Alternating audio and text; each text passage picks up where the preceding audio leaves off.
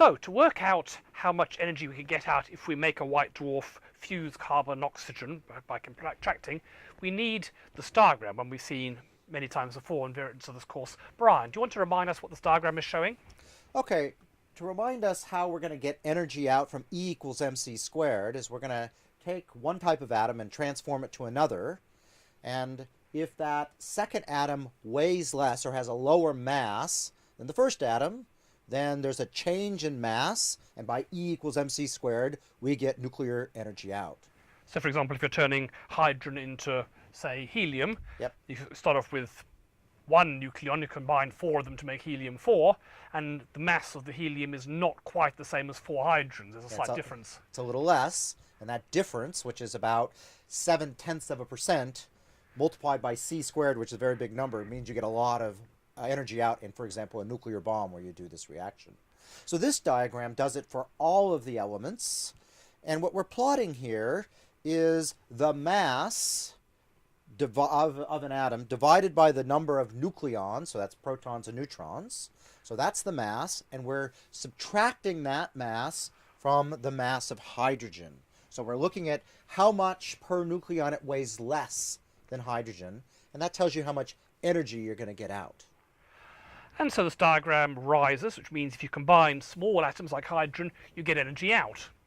And then it comes out as a plateau about iron 56, which means that you can always get energy going towards iron, but then it starts sloping down the other side, which means you can't get more energy by making things bigger than iron. In fact, you get the reverse. You take something really heavy like uranium and shrink it, so-called fission, you get energy out. And this curve, I mean, if this curve was different, the universe would be a very different place. I mean, let's imagine the curve went up, but then kept on climbing. I mean, what difference would that make to the universe?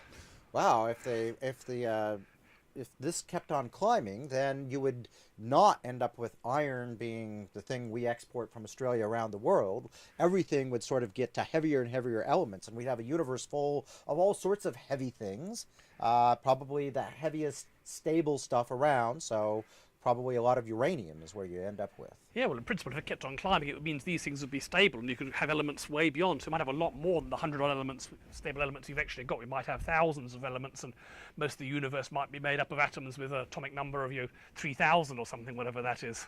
Yeah, so it would be a very different universe. But if we're looking in the case of a white dwarf, remember a white dwarf is made out of carbon and oxygen typically. So that's right here in this diagram.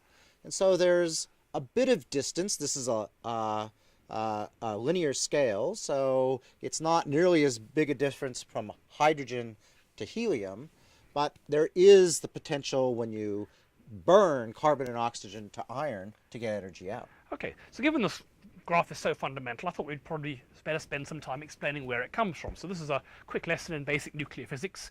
We're going to be talking about what's called the liquid drop model of a nucleus, which is a remarkably good, very simple approximation. So if you think about the nucleus of an atom, it's about 10 to the minus 15 of a meter across, and it's got some protons and neutrons in it. But of course, there's a problem here. I mean, protons are positively charged, and two like charges repel each other. Right. So how's this going to work? You've got positive charges very close together. Why don't they just fling themselves apart? There's going to be incredibly strong repulsion between them. And those neutrons are neutral, so it's not like they're going to do any counteracting. They're just sort of sitting there and don't worry about this electrostatic charge of the protons. So we've got a real puzzle. How can these repelling things stick together? And presumably we're going to need a new force. A force that's stronger than electromagnetism. We should call it the strong force. Ah, what an idea. Ah. Okay, so, but if we have, and it's got to be an attractive force that sticks things together, but if we have an attractive force that's stronger than electromagnetism, why isn't everything sucked in?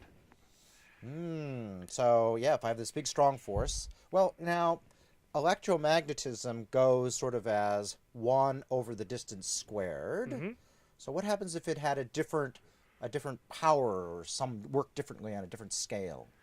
Yeah, so what we need is an attractive force that's stronger than electromagnetism, but it's got to be a very short-ranged force. And in fact, the way you do that, any force in particle physics is created by virtual particles flying backwards and forwards. For electromagnetism, it's photons. They have no mass, which means they can travel for any distance they like as a virtual particle, so that they're just spread out geometrically, which is why you get the inverse square law. This force, the strong force, is carried by the so-called Yukawa mesons. and they have actual mass. So these virtual particles, they appear out of nowhere because of quantum mechanics, but they can't go very far. So by the time they've got from here to here, they've decayed. So the force will attract that proton to this one and this one, but it won't attract something over here. Its radius is only actually a bit smaller than 10 to the minus 15 of a meter. So that would make it work. Okay, so you sort of have this balance where this group attracts itself and that one attracts that self, and you have repulsion by all those things, and it's all in a nice, neat balance. Yeah, it's a bit like they're sticky. When they're quite close to someone else, they're covered in glue. And so this explains how you can get energy from fusion. So let's say you had this helium nucleus and you have another nucleon coming in. When it's a long way outside the range of the strong force, it'll just be repelled if it's a proton. But once you get it close enough, it's within the range of the force, it'll be suction. Yep. And that bang as it comes in is what's going to be liberating the energy. Right, okay. So that's how you get fusion. But as you get something bigger and bigger and bigger... That's a very big atom indeed. I've no idea how many atoms it is. I didn't count when I made this up. But now let's imagine we want to add just one more proton. And you bring it in. Now you bring it proton in here, it's going to be attracted by the strong force, but only by these nucleons around here. The ones over there are going to be too far away to attract it via the strong force, but they're still going to repel it via electromagnetism.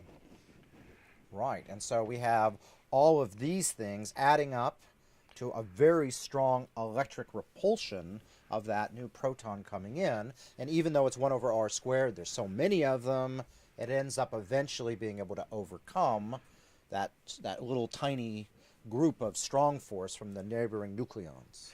Yep, so the strong force is never going to get bigger because it's only the neighbours. There's only a certain number of neighbours you can have, one house on each side if you like, whereas the repulsion force depends on the entire atom, the entire suburb if you like, and so that's as the suburb gets bigger and bigger, your number of neighbours isn't going to increase, but the number of people in the next street is going to get bigger and bigger, so eventually the repulsion will break apart. So if you try adding another proton, another proton, another proton, you end up with atoms that are becoming very unstable and they're trying to stick together but they're being pulled apart, and eventually once you get up to the size of uranium and so on, they just don't stay apart and eventually they fly apart. But presumably then I could throw a neutron on, which is neutral and has the strong force, but doesn't get repulsed. So I should just make giant neutron atoms. Yeah, that's a bit of a puzzle here. I mean, why protons give you the trouble, but why don't you have an atom entirely made of neutrons? But hold on a minute. Back in the first course, we were talking about the very early universe. We mentioned that neutrons are unstable. They have a half-life of just under 15 minutes.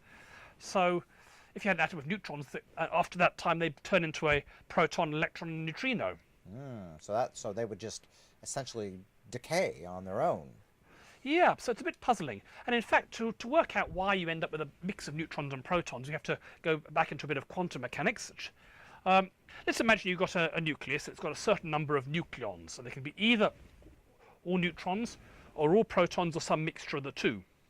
Now, what's the best situation to have here? Well, you've got to remember the 2 bits of quantum mechanics we talked about earlier. We've got the uncertainty principle, which says that these things are basically waves, and if you try and squash a wave, the wavelength has to be shorter, which means they've got more energy. So the more of a particle you squeeze into a place, the more energy they need to be. Right. But you've got the second principle, which is the exclusion principle.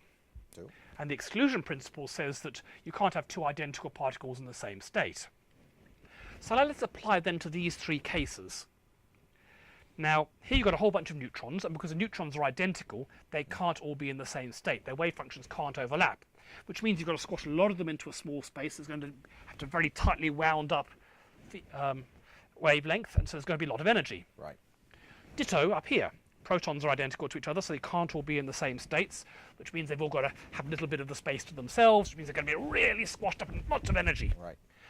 But protons and neutrons are different from each other, so you can get a proton and neutron in the same space because they're not identical particles. So that means if you get a 50-50 mixture of both, that actually means there's twice as much space for each particle because the protons can overlap with the neutrons, they just can't overlap with other protons. So that gives you twice as much space, so sort of roughly speaking, half the energy. Okay, and so this is a lower energy state. Yep. So if you've got something like this, it would much rather end up like that. Likewise, something like this would tend to go from that. So if you did get all neutrons, what would happen is they would start decaying to protons until you get to a roughly 50-50 mix. The big ones actually tend to get more neutrons than protons to help bind it all together. But at that point, you're in the lowest energy state. And then for any more of these neutrons to decay, they have to get energy from somewhere. Right. For just a neutron sitting by itself, it liberates energy when it decays to a proton. But in this case, it would still liberate a bit of energy, but it would also have to gain a lot of energy because it means everything had to be that much more squashed in. And that once that gain of energy is bigger than the amount of energy it loses, it can no longer decay because it would need to get energy from somewhere. It would violate conservation of energy to decay.